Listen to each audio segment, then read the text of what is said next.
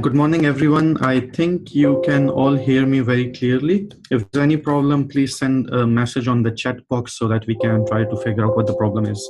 So depending on what time zone you are in, because we have people from China, from Malaysia, from different parts of the world, good morning, good afternoon, good evening, whatever time zone you are in. My name is Farazan Ali. I'm an assistant professor at College of Hospitality and Tourism Leadership at University of South Florida, Sarasota, Manatee. I'm also working as an assistant editor and coordinating editor for hospitality top tier journals. In addition, my today's role here would be a moderator for this session, but I'm also acting as a director of research methods and statistics for ANAHEI. Now, those of you who are already on this webinar, I assume most of you already are aware of ANAHEI, but those who are not aware of ANAHEI, I'll quickly tell you what ANAHEI is. So ANAHEI, it's a non-profit organization, and we have taken this initiative. The initiative was a brainchild of Dr. Jehan Chobanoglu. What we wanted to do was to have a platform where we could promote and encourage global culture at member institutes and have different type of initiatives in order to disseminate and spread out knowledge for free for people to enhance their knowledge and their skills and stuff like that. Now, what we do at ANAHEI, there are different things. So the first thing is research in 3 minutes. It's sort of a 3-minute thesis competition where people convert their thesis or their research into a 3 minutes video presentation. We'll have a first competition for it very soon. The details are on the website, where the winner would also get some sort of a prize. So please visit anahei.org to get the details for that. We also run different visiting scholar programs where we invite people here in the US or any of the other member institutes to go and indulge into research activities. Now, there are 2 journals which ANAHEI is running. One of them is IIBA Journal. The other one is Journal of Global Education and Research. IIBA is mainly for business and economics and stuff like that. ANAHEI also organizes multiple conferences over the year. So, I mean, we have multiple conferences, 4 to 5 conferences every year. The next conferences which are coming up are in Sarasota. There's a week which will have 4 conferences, and you can attend all 4 of them by paying only 1 registration fee. So again, the details are on the website. In addition, we do have different webinars and lecture series. So one of them is sort of a methodology related webinars. Today's webinar, which is related to literature review, is also part of the methodology webinar series. Then another webinar series we have is distinguished lectures series, and we invite people from top tier business schools and top tier management schools to come and talk about their research or some of the hot burning issues these days we are facing. Again, I would say if you are interested in any of these, please go to anahei.org and you will find all these different type of details on the website. For the webinars, for those of you who cannot attend in full, we'll have the recording of the webinar available online. We do have multiple streaming channels. So, I mean, right now we have multiple Facebook accounts which are streaming this webinar live. We also put the recording online so that if you want to share it with your students, with your colleagues, you can definitely do that. Okay, so for today's webinar, it's about literature review. I'll just go back and introduce the speaker first before I talk about what she is going to talk about. And obviously, I'll not talk in detail so that I do not take much of Dr. Farzana, what she is going to talk about later on. So Dr. Farzana is an associate professor at Azman Hashim International Business School. And I'm very proud today she's talking because Azman Hashim International Business School is my alma mater, and there's where I got my PhD from. And right when I was studying for my PhD, Dr. Farzana was recruited there, and we had some good discussions over the years on different type of things. She's an active researcher, and she also managed to secure several research grants. She has won different type of awards related to her research, related to teaching, grants and stuff like that. She's very active in supervising master's and PhD students as well, and her students also have received multiple awards.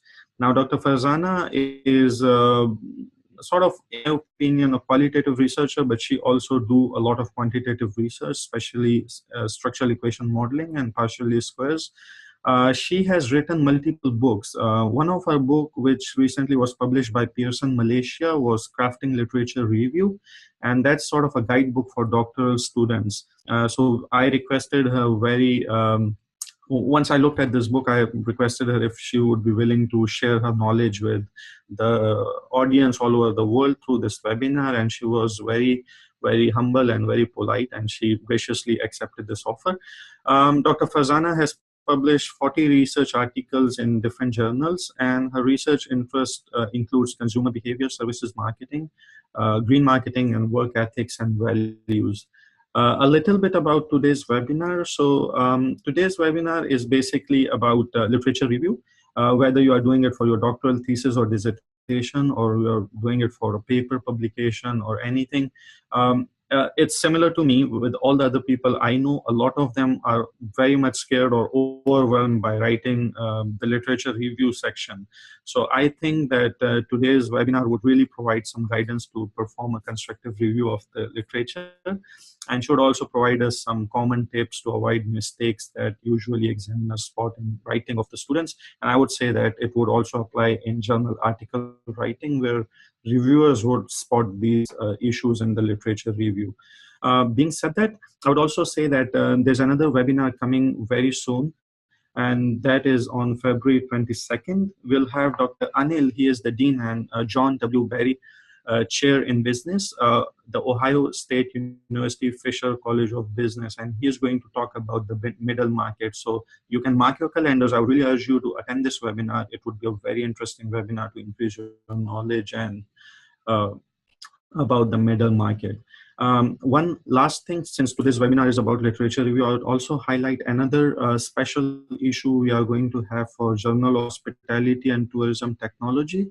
This journal is published by Emerald Publishers. It's indexed in Scopus and Emerging Sciences Citation Index, and we are very hopeful that very soon it will be indexed in Social Sciences Citation Index.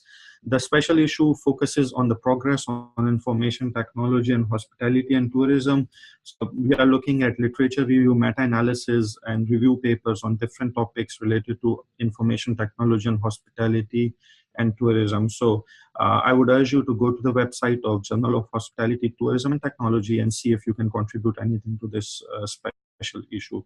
For any other details, you are more than welcome to visit the website. If you have any questions about ANAHEI, or if you wanted to become a member, or if you wanted to conduct a webinar or whatever, you are more than welcome to send me an email, and we'll be happy to discuss that further with you.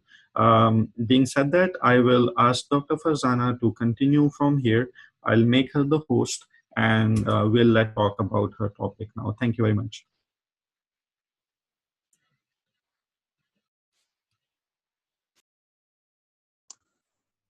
Okay, so shall I share my screen?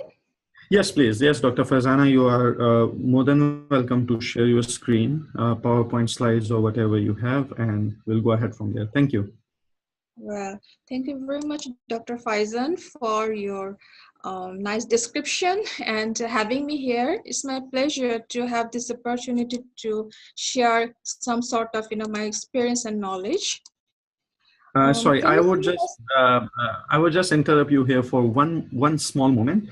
We have around 68 participants in the webinar right now. So around 68 people are attending it right now. We most probably will have some more people coming and joining in or leaving. But for the attendees, if they have any questions, I would add all those questions onto a slide, or I'll just store them with me. And whenever you take a break after 15-20 minutes, I'll ask some of those questions and you can answer them. Is that okay?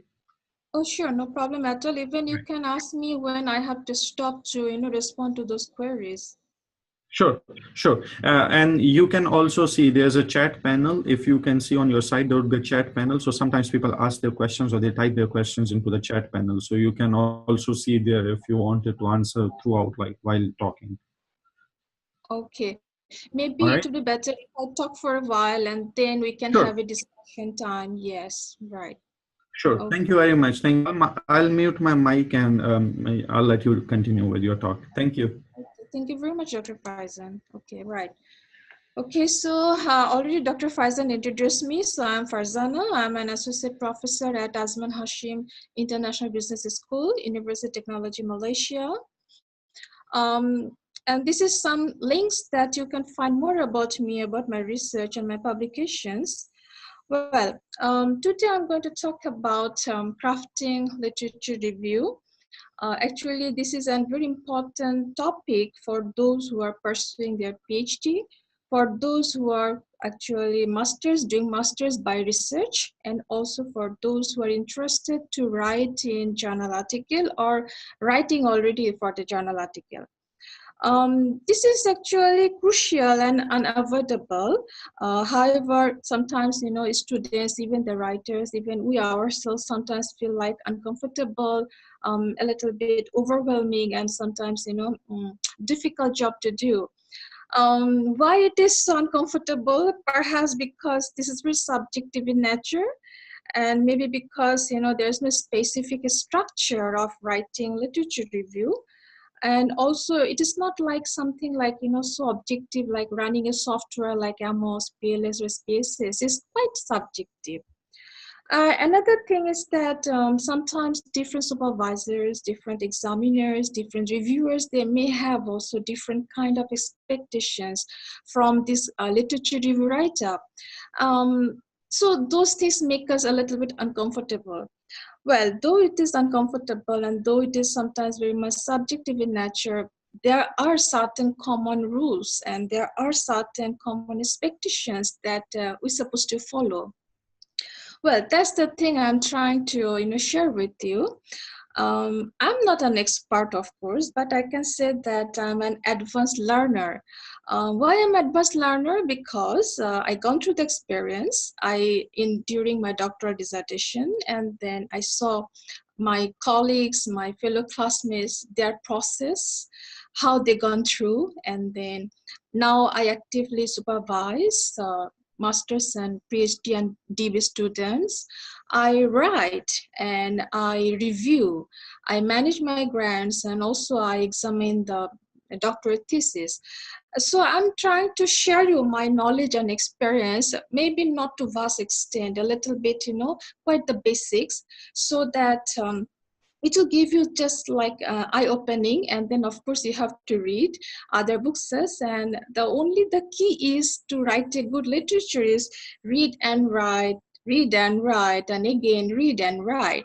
Well, let's start with a small discussion. So I'm going to talk a little bit about introductory thing like what is literature review, why it is needed, and then I'll move on discussing few tips. I mean, when we want to have it effective literature review, so what are the aspects we should take care of?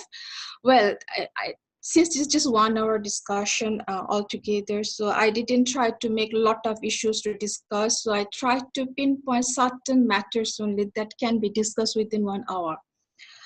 And also I'll try to highlight a little bit about common mistakes that the students make when they're writing literature review chapter. Okay. So what is literature review and why it is needed? So actually it has a big discussion, and it has quite a lot of numbers of definitions around the world.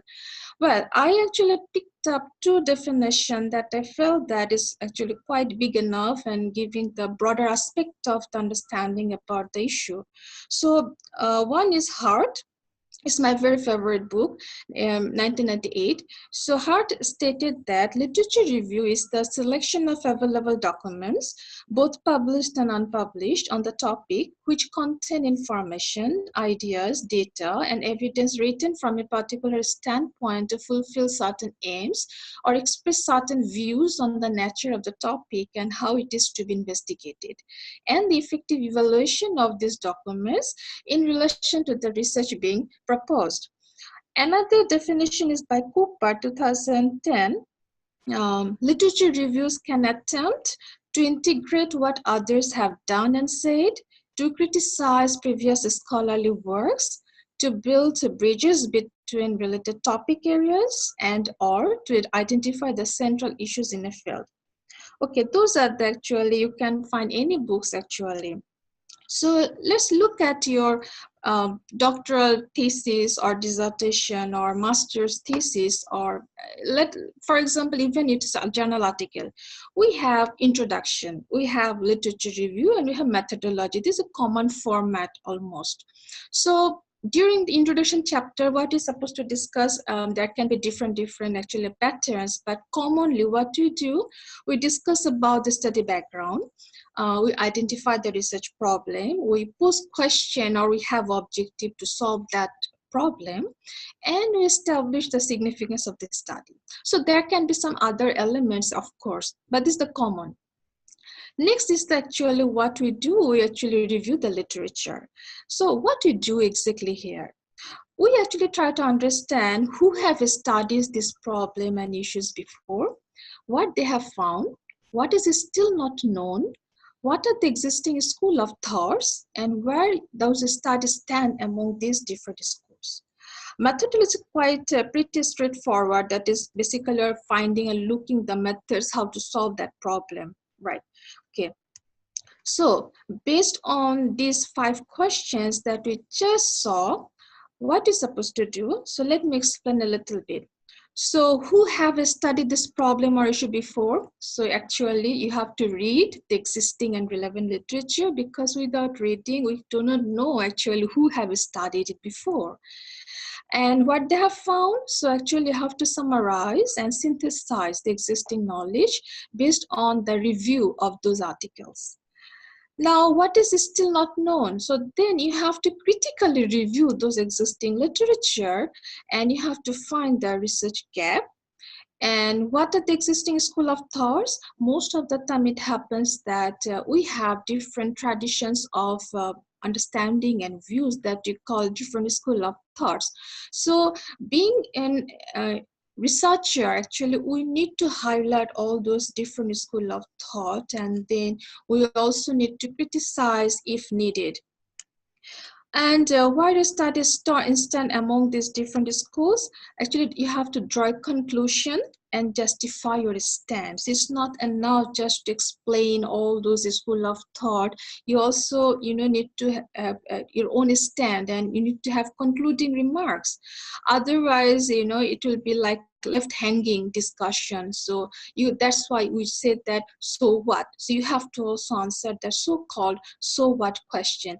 I'm not so sure, maybe many of you already are being asked about this question from either supervisor or by examiners or reviewers, that often they say that, okay, very good, you would explain so many things, however, we do not know why we need to know it. So that's the thing, we need to make a conclusion and you need to tell your reader that where you stand. Well, based on that, actually, we can quickly, summarize that actually to be an effective literature review, what are the things we need to focus on? First, it comes that selection of documents. So I assume that all of you have your research problem already. You have particular phenomenon of interest. So once you know your phenomenon of interest or topic of your particular research, then actually you have to have selection of documents. And then once you have selection of documents, then actually you need to have reading, download the materials, start reading, summarize and synthesize, and not only synthesize but also critically read and write, finding the research gap. And also, please do not forget to pay attention to the academic writing style, and you have to avoid plagiarism. Let's just talk a little bit about all those things a little bit. So when you talk about selection of documents or source, so there are plenty of sources around the world. So Saunders et al., according to Saunders et al., it can have primary sources, it can have secondary sources. So primary sources are actually those that, for example, company reports, unpublished thesis, conference proceedings, working paper, and so on and so forth. Most of the time, these kind of primary sources are a little bit difficult to obtain, and that's why we call them actually gray literature. We also have secondary sources. Those are easy to locate. For example, published books, journals, newspaper, available government publications, and so on and so forth. So these are the things your university is supposed to have the subscription, and then you're supposed to be able to download those articles. And also for books, there are plenty of online books you can just buy from Amazon, or you can go to the bookstores. So those are the secondary sources. So it happens that sometimes we may need combination of both kind of sources, and sometimes maybe you can also just write your paper or your research articles based on secondary sources. So again, it depends on the need of your research and style of research writing. So sometimes some of this supervisor may tell you that they want you to avoid primary sources and great literature, maybe because they want you to just focus on those scholarly journals and published books. So again, you have to follow the system and the requirement posed by your university or your supervisor or the particular journal article. Well, second is, once you have sources, you have to download, of course, your relevant and important articles and whatever materials, and you need to read. I must say, I like to say it exhaustively. What do I mean by exhaustively? Actually, for me, it's like this: that this is a saturation point. A saturation point whereby you will feel that you read, and after you read a lot, you are downloading different article, you are looking at it, and you're realizing that you already know something somewhere before. So it is not adding new knowledge. And it is also the point where you feel that you're very confident actually to talk about what you read, and you're confident about the particular phenomenon of interest. So anyone can ask you, and you are comfortable to respond or answer their question. So that is the things I mean by exhaustively. Well, of course, it's up to you how much exhaustive you want to be. So again, it is very important. Why it is important? There's few reasons. For example, if you are not reading properly, then actually your understanding of the phenomenon will be incomplete. Incomplete meaning you will not see the full picture. You know only the part of it. You do not know other part of it. You know maybe the hand and legs, but you don't know about the heads and back. So that's why you need to read a lot. Without exhaustive reading, you cannot claim that there is a research gap, and that's another danger. Let's say, for example, if we're talking about loyalty kind of phenomenon, and then it actually, more than 100 years of studies, literature, and then you want to find out the gap by reading only 20 articles. It's very dangerous, because actually what you're thinking it is gap, maybe it is not a gap at all. Perhaps some other researcher already dig down it and answer or fulfill this gap already. So that's another thing, that we need to read properly, thoroughly, so that the gap you're highlighting is really meaningful. Another thing is that your review may miss certain important literature to be discussed. So when you are focusing on very selective numbers of articles, very focused, and then actually sometimes we missed out with certain other, valuable and important information. And that's also not good for you, because you of course want to prove yourself as an established and well-capable researcher. You will have lack of confidence about your claim and justification. Most of the time what happens is that I do not know about all, but I saw sometimes then during the examination board, and then the students, if they have really lack of understanding of the issue, or if they have lack of reading, when examiners ask them something, they really cannot answer well, because they are not confident by themselves. So those are the things. There can be many more. So, but these are four basic things I feel that therefore we need to read properly, thoroughly, and exhaustively. Well, of course, you need to also remember two things. Those are the two constraints. For example, the aim for reviewing the literature. So you're reviewing this literature for whom or for what purpose? Is it for your journal articles? Is it for thesis or research grant? Why you need to know? Because let's say you are working on 6 months to come up with a research article and you have to submit to a journal. Then of course, You cannot be too thorough. I mean, you have to look at your time. And if you're looking for example, you're doing literature review for a doctoral dissertation, then maybe you're thinking for 3 years time. So of course you have sufficient plenty of time to dig down and review the literature thoroughly. So those are the things also we need to a little bit consider, but there's no shortcut, of course. And another thing is available time.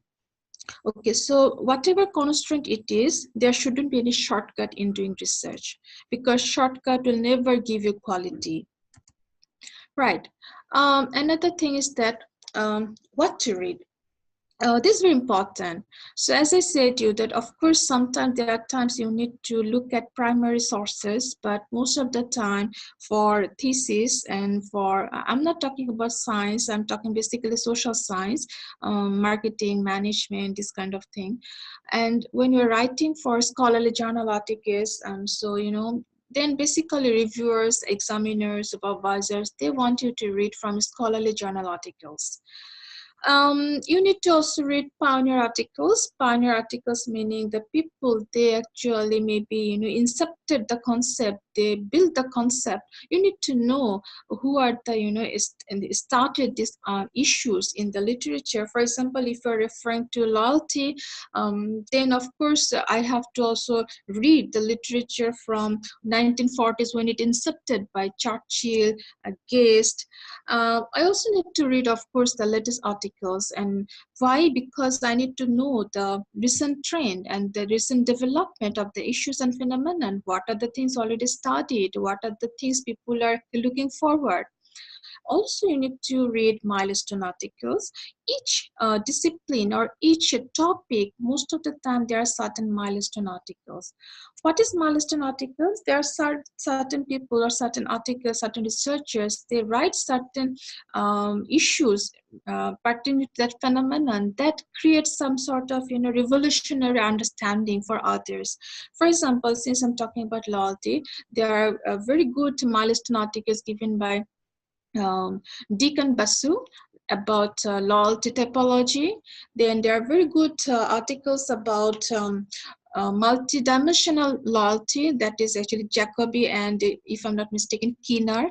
They given the definition. And then there are a lot of plenty like this.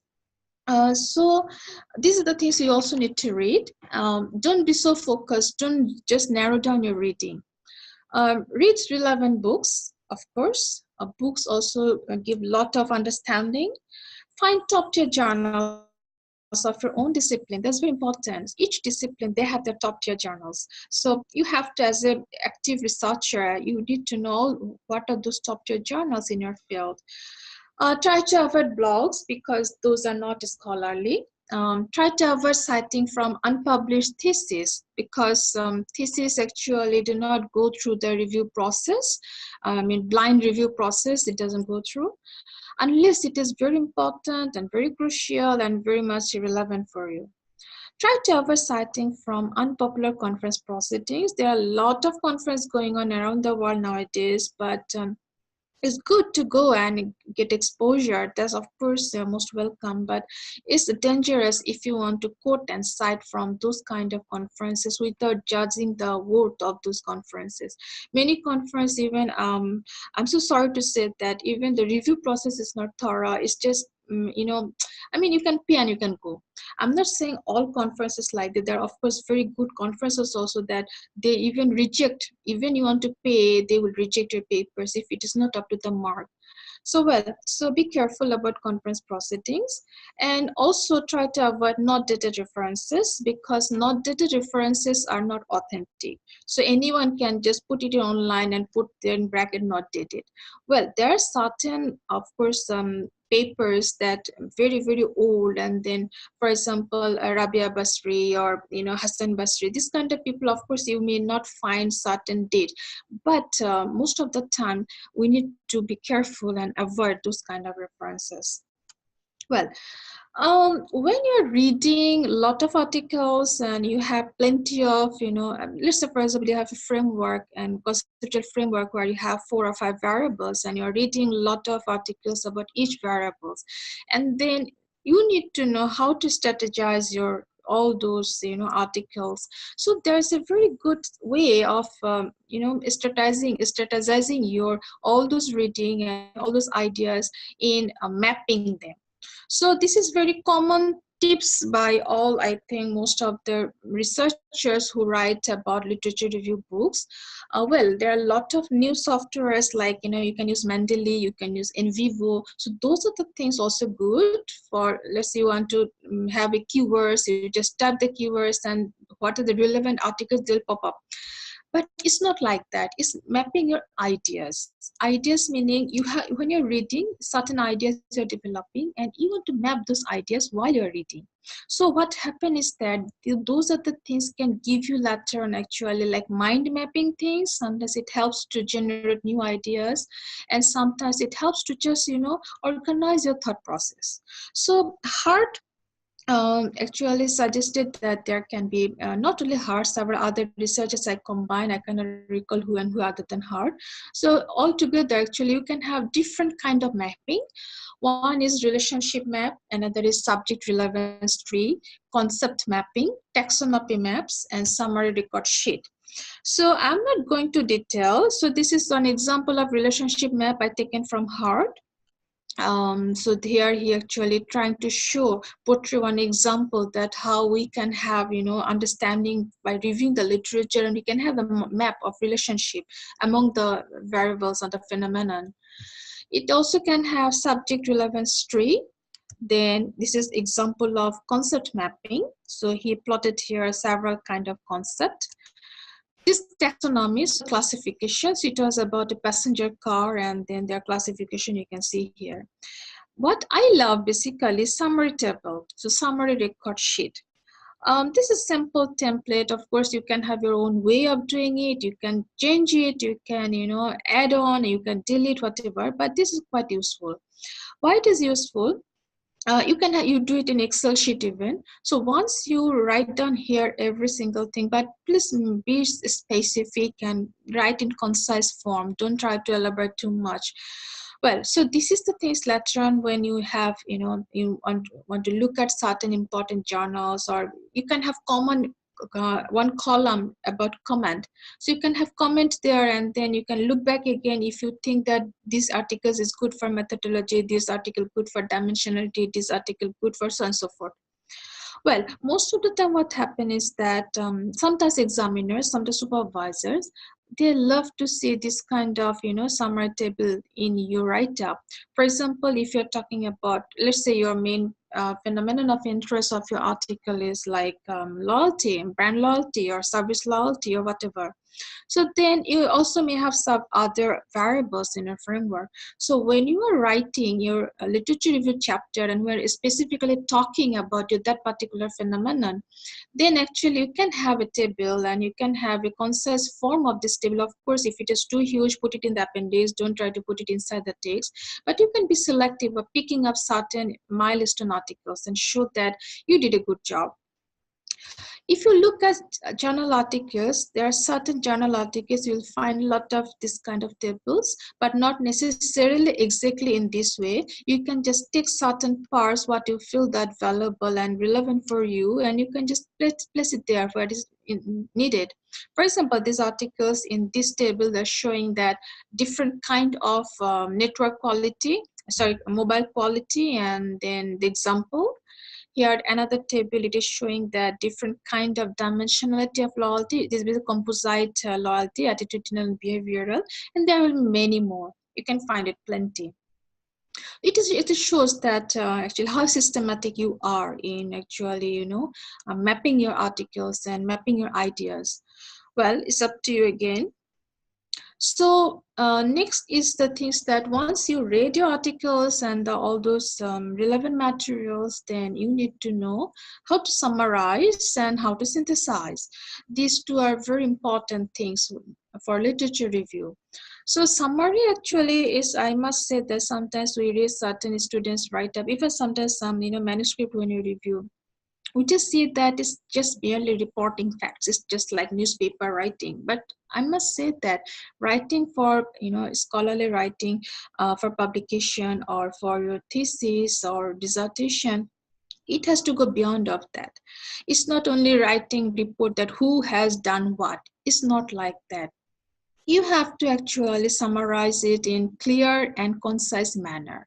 That's the main point, clear and concise manner. Another thing is that once you summarize many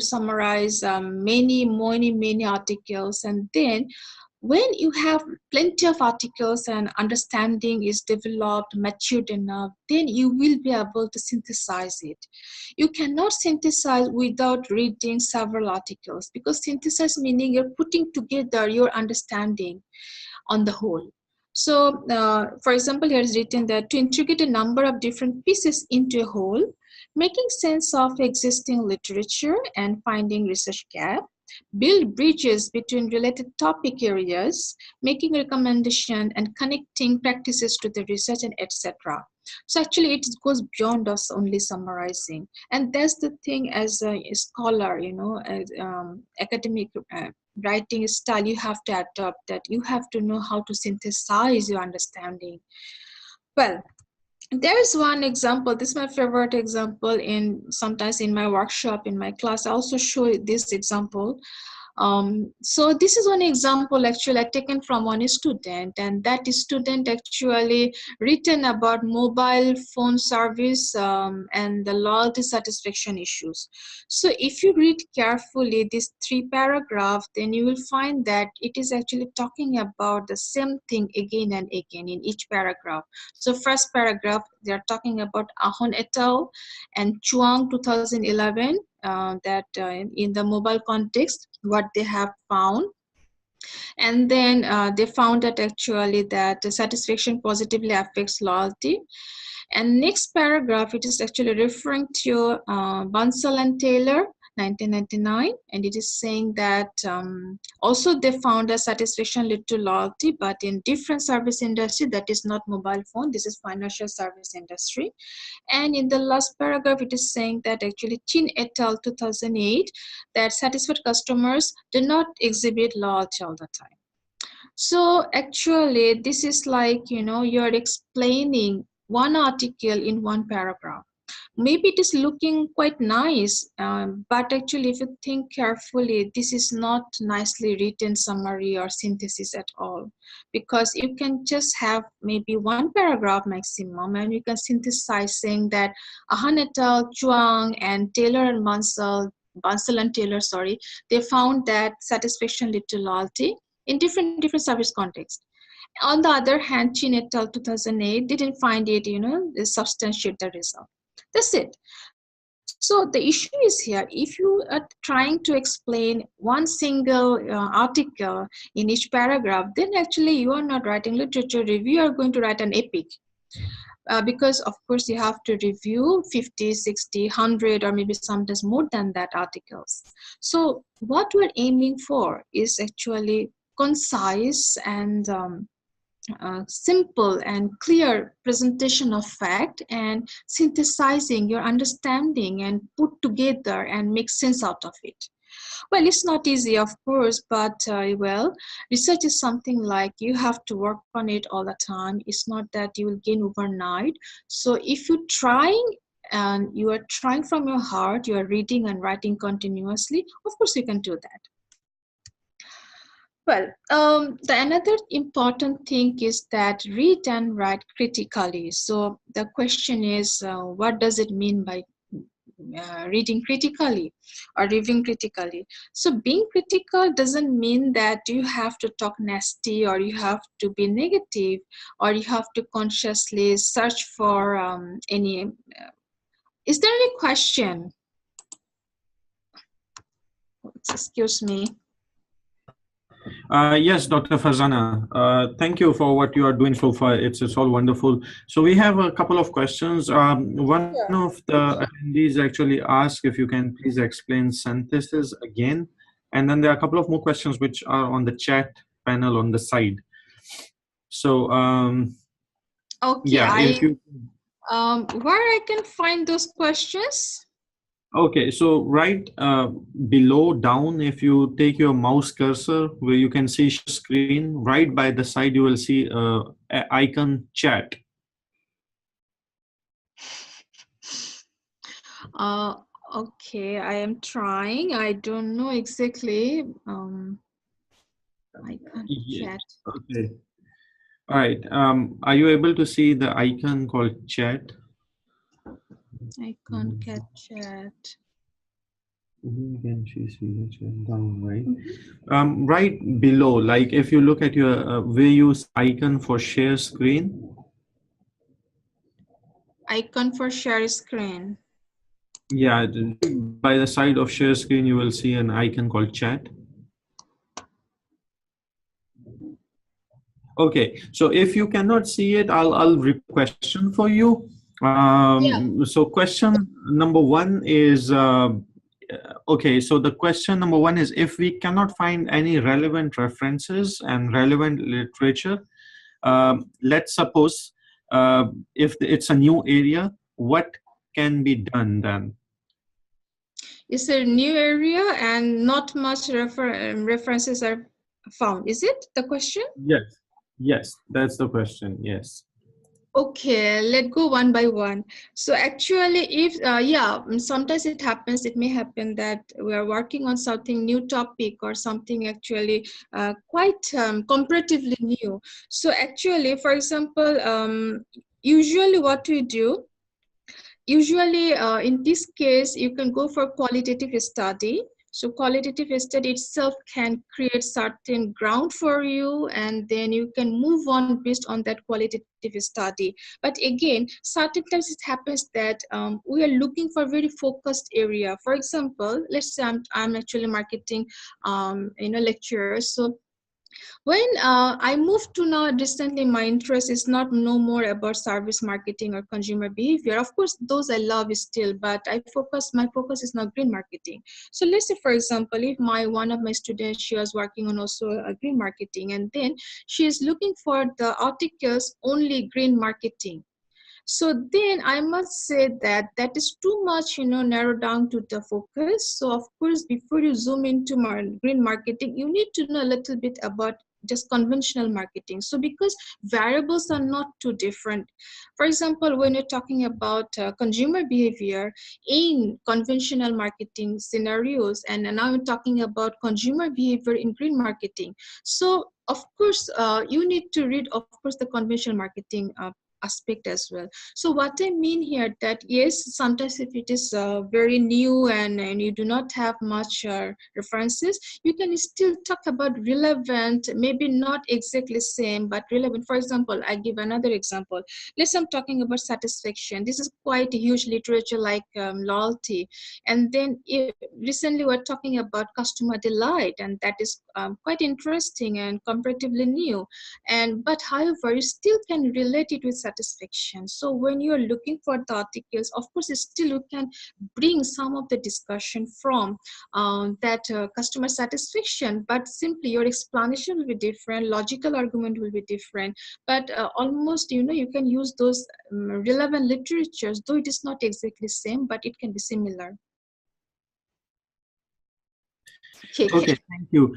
So there's another question, which is there a specific method to do cross-referencing? And if you cannot find chat, I'll also tell you, somebody said it on the chat, you can press Alt and H on your keyboard, so you'll be able to see the chat panel on the side. Alt and H.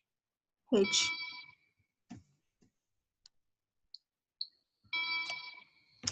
I'm so sorry, Dr. Faizan. I cannot see It's well. okay. But If Q&A. you can't see that, yeah, if you cannot see it, it's fine. No, I got it. I can see 3 questions. Yes. One is, please explain synthesis again. And what is considered a dated reference? Okay, okay. So can I go one by one? Yes, sure. Okay. So dated reference, actually what I meant here, actually not dated. So most of the time you'll find that sometimes in the online there are certain articles or certain chapters or certain whatever, they write there no year. Let's say I'm talking about, let's say it's me, so I can write Quoquab in bracket n.d. So that n.d. referring no year, so it is referring not dated. So if you happens to have those kind of references, so I was suggesting try to be careful, use them cautiously. Well, another one is, I have a question.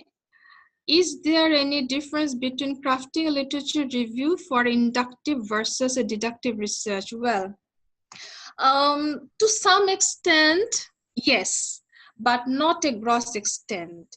To some extent, yes, meaning, for example, if I'm referring to quantitative paradigm and then it is under basically deductive reasoning. So what's happening here, most of the time we're trying to put together relationship like A will lead to B, B will lead to C, and then come up with a framework. So on that case, actually, we have certain way of formulating hypotheses. So those actually fall under deductive reasoning. On the other hand, if you're referring to, for example, inductive reasoning, you want to do some exploratory study or some pure qualitative study, and then most of the time, actually a hypothesis is not for qualitative, but you may have proposition. So if you have proposition, even developing or postulating those proposition a little bit different in nature than hypothesis. So what happened here, only the part when we're actually trying to put together hypotheses or coming up with a conceptual framework, that is the part makes some differences. But other than that, when you're referring to, talking about your phenomenon of interest, talking about theoretical underpinning, talking about logical argument, critical review, synthesizing, all are almost same. Okay.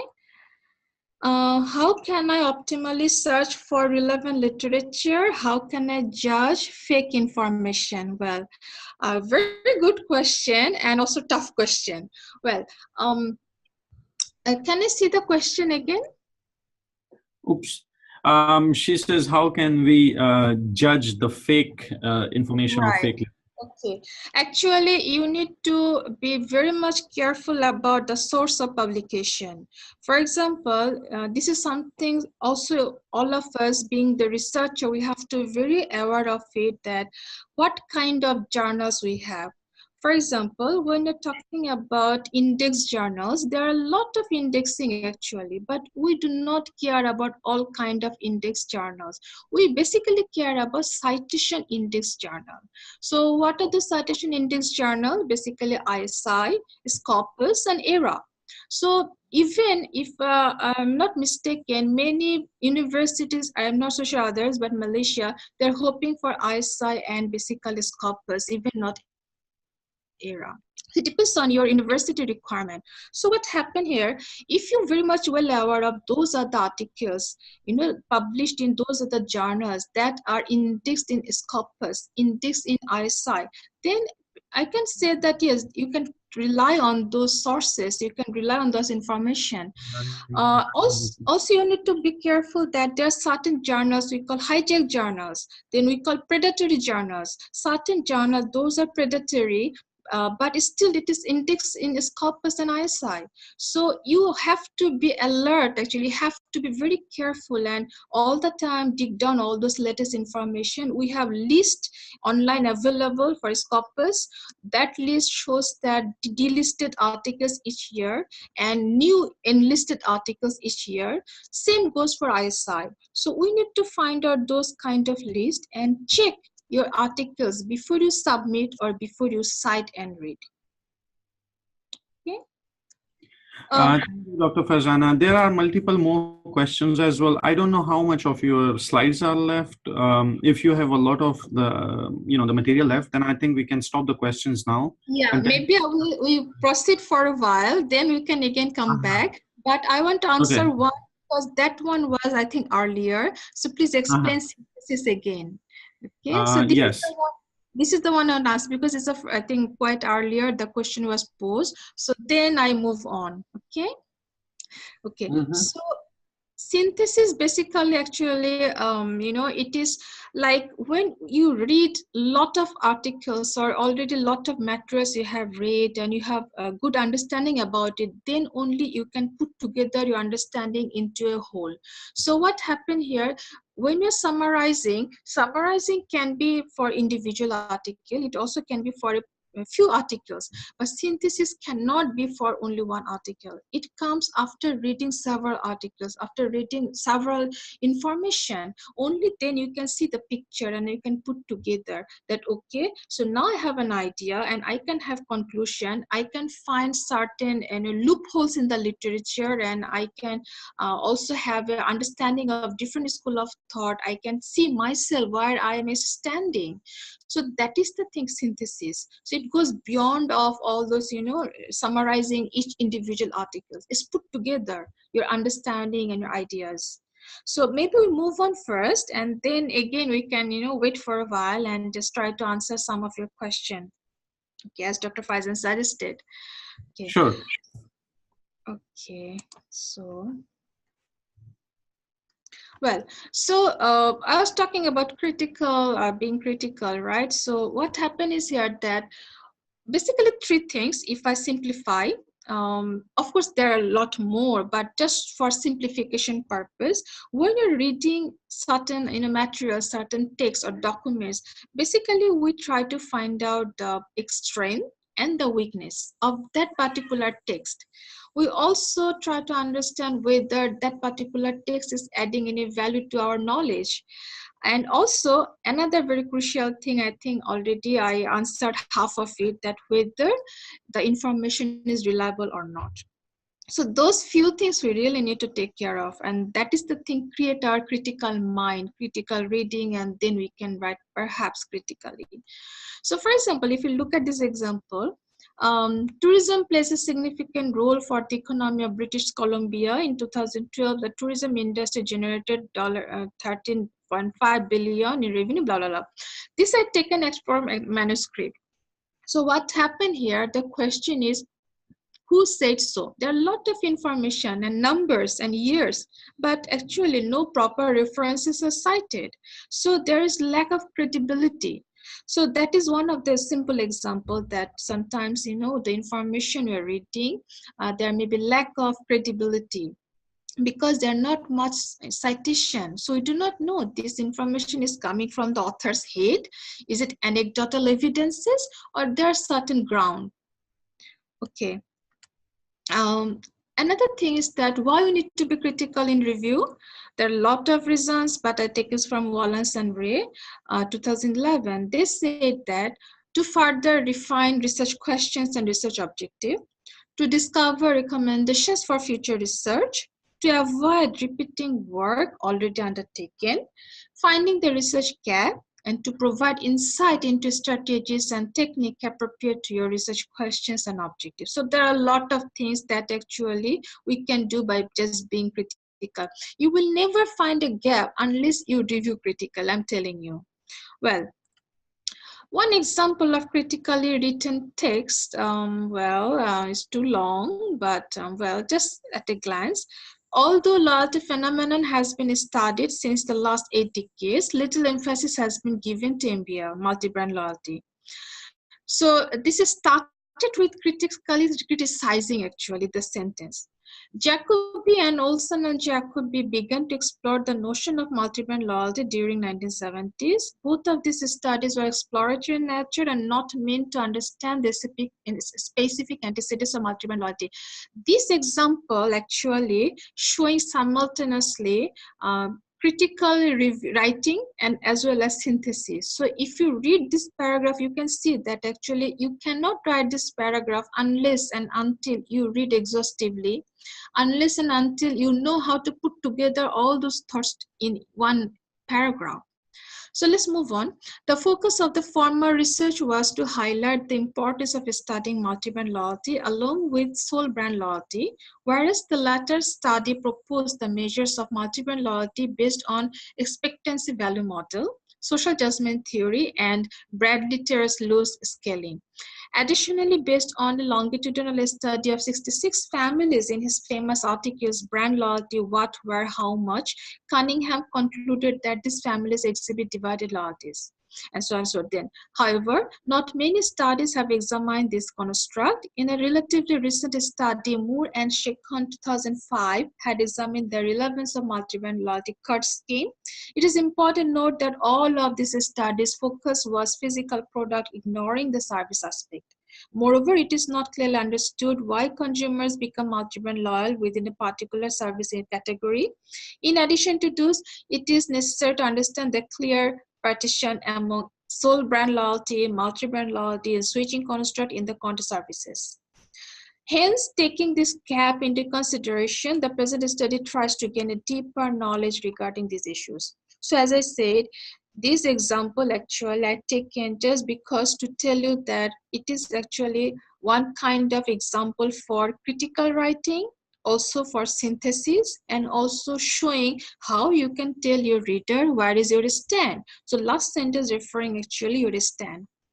Okay, this is I'm taken from one of my articles. It is, I think, multi-brand loyalty, qualitative inquiry. Well, let's move on. So next is that we need to highlight and find out the research gap. So what is research gap? So Zygmunt said that this is the deficiency in the literature. So what is the, how can we find it? So when we read articles, then we already know that, certain things already we know. So what is examined so far in the existing literature? So already know the answer. But what is not studied yet, that also come to our mind, and that is the actually research gap. So well, I think all of us know what is research gap. But important thing is how to write the research gap. What happens is that I see many students, and sometimes when I review articles, I find that writers, they're jumping to the conclusion that there is no study. Actually, this is not the right way of writing that gap. What is supposed to do? There are certain, style and approach. First, tell the reader what actually studied about that particular phenomenon in previous studies. So in this way, you are telling your reader that you read those articles, you have the knowledge, and you have that capacity to criticize now. And also you're giving credit to those, the pioneer researchers who work on it before than you. And then once you highlight what is being examined or studied in past, then you highlight the deficiency. And it's not enough. You have to go another step forward. You have to tell your reader that why this gap is so important to study. Because maybe that gap was not addressed just because it was not important. Who knows, right? So you have to establish the need. So we just look at one example. I've taken it from one published articles, just one paragraph. There is a growing recognition of customer satisfaction as a critical construct in marketing in general and consumer behavior in particular. As a result, substantial research interest has been generated in the area of customer satisfaction, consumer expectations, consumer attitude, consumer intentions, redressal seeking activities, complaining behavior, consumer perception, etc. So what that author are doing, they're telling whatever is done before. Then, however, there is a dearth of research examining that what happens to customers after they have switched with regard to satisfaction and loyalty to the new firm. That is the gap, definitely. And then they started to see why it is important. And understanding of how these customers groups differ in their attitude and behavior towards the firm provide crucial insights for designing and implementing effective customer acquisition and retention strategies. So that's the right approach of highlighting a gap. We cannot just simply jump into the conclusion there's a gap. Okay. Well, another thing we also need to be careful about adherence to the academic writing style. So that is, it happens that sometimes we just simply overlook it. Some students, they're so good in their thought process, but when it comes to academic writing, they are not so careful. On the other hand, some other students, their English is so good and their writing is not so good, but maybe they cannot think critically. So we need to have a combination of all those things. We cannot just simply good in thinking process and bad in writing, or the other way around. Well, so now Thies and Zawaki 2006, what they have said, it is a writing style that fulfills the purpose of education in a college or university. To be considered as academic writing, you need to follow several do's and don'ts, but these do's and don'ts may vary based on your institution and journal requirement. Well, so there are plenty of style and things to be addressed, but I just pick a few. For example, one of these is adopt justifying approach rather than declarative approach. This is very important because most of the time what happened, I learned most of them, but many times it happens that students, they just tell what they're doing, but they just forget why they're doing. For example, if you're saying that, I want to use judgmental sampling. I want to use convenience sampling. But you also need to tell the reader why it is so. So it is not enough to tell the reader what you are doing. It's also important by being an researcher, a responsible researcher, that you need to tell why you are doing so. Another thing is to justify based on logic and not by emotion. So of course, for example, I give example. Let's say I want to study the halal issue in restaurant. So now, if I want to say my reader that I want to study halal in the context of restaurant service just because I love food service, it will not work. But if you want to say that, okay, in let's say Malaysia. So in Malaysia, there are three kind of races. So we have Muslims, we have Malay Muslim, we have in Chinese, we have Indian. So Malay Muslim, they're very particular and conscious about the halal issue, and therefore they go when they go to the restaurant, so they're very much careful about it, and it is a huge issues. So therefore, I want to study halal in restaurant sector. So that is the thing. We also need to reasoning out with by logic, not by emotion. Another thing is that make a conclusion of your discussion, explain your stand. Sometimes we write so many things, sometimes the students write long pages and then paragraphs and then finally no conclusion. So the question is, so what? Okay, you've written so many things, we know this and that, so what's the point? How it is related to your study, how it is related to your research? That's also we need to know, how to show the conclusion, your own explanation of conclusion and your own stand. Another thing is that flow and smooth transition. That's very important, though sometimes some of us we overlook. Actually, when we write, first of all, English is not our mother language. So therefore we have certain uncomfortableness or lack of proper wording choice, or sometimes it doesn't come to mind on the same time. But it's okay, you read, you write, you put it for a while and then you read again. So when you are writing first time, you are so much enthusiastic, you're too much into it, so you cannot see the mistake. So once you close it for a while and you open it again, then you are a reader, you are not a writer, and then you can possibly find out the flaws. Follow the proper referencing style. That's very important. And different universities, different requirement, and different journals, different requirement. So you have to follow that particular requirement. Use appropriate linkers and phrases. That's another important thing. For example, we need to know, if you do not read, you never know. So those things you can do by reading basically. You can, when you're reading, you're picking up unconsciously, you're picking up, sometimes consciously. When I first started to write my papers, I can remember, I used to write down, jot down. If I like any linkers, I have a pen and paper and I just jot down. So it helped me a lot on that time. So now it came automatically, because when you continuously writing, those things automatically you inherit. So like, in addition to like nevertheless, however, nonetheless, and you need to know when to use what. Okay, so the more you will read, the more you will gain those actually understanding and exposure. One example here, okay. For example, about the flow and smooth transition. So if you read this paragraph, I taken from one manuscript actually. In pace with the progression of economic growth, we had reached a common understanding that marketing trends and activities had undergone vast changes since the past decades to cater to consumers' behaviors and buying patterns. Globalization is one of the major reasons for the improved economy and advanced technology today. I'm not reading the next sentence. The question is, how does consumer behavior and advanced technology linked here? Not so clear. So authors couldn't make it clear how the first sentence is linked to the second sentence. We read another examples from the same manuscript actually.